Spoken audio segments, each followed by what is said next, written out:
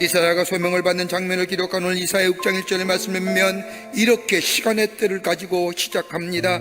우시야 왕이 죽던 해에, 우시야가 죽은 유다는 다시금 영적인 혼란에 빠지게 되고 여기저기서 우상숭배가 성행하게 되며 유다의 미래를 알숨을 들이 곳곳에서 일어납니다. 주변의 강대국들이 일어나면서 유다를 위협하기 시작하니 이사야의 마음속에 걱정과 근심이 그의 마음에 가득 차 있게 될 때에 그는 걸음을 옮겨 하나님의 성전에 올라가 하나님의 성전 앞에서 엎드립니다. 오늘 이 말씀은 오늘 우리에게 귀한 이 시대를 사는 우리들에게 귀한 영적인 도전과 영적인 교훈을 줍니다. 어떻게 그의 생애가 바뀌었는지, 그의 인생의 여정이 어떻게 달라졌는지 오늘 본문의 말씀을 통해서 함께 말씀을 나누며 은혜 받기를 원합니다. 첫째는 하나님을 바라보게 한다는 겁니다. 미래가 사라졌다고 하는 생각, 깊은 절망과 좌절의 시간에 이사야는 다른 것 아니라 하나님의 성전에 올라 하나님의 성전을 찾고 하나님의 성전 앞에 엎드립니다.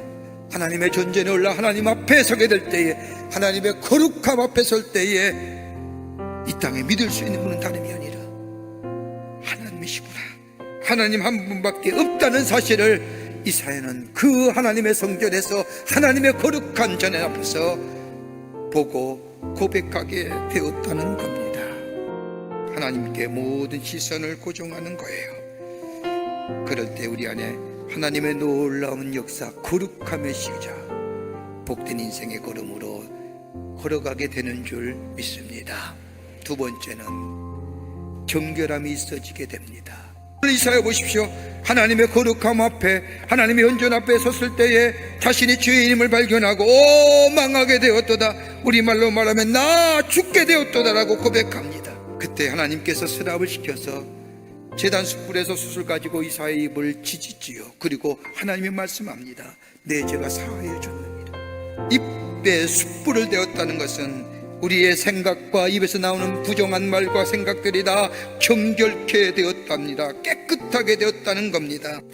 하나님의 거룩함을 느낄 때에, 하나님의 연전 앞에 서길 때 내가 얼마나 죄인인가, 내가 얼마나 은혜 받고 사는가, 거기에 낮아짐과 겸손함과 감사와 감격, 그리고 우리가 붙들어 주시는 하나님, 그 하나님을 인하여 용기와 힘을 얻는 그래서 아름다운 인생으로 살아가는 복된 걸음이 될 줄 믿습니다.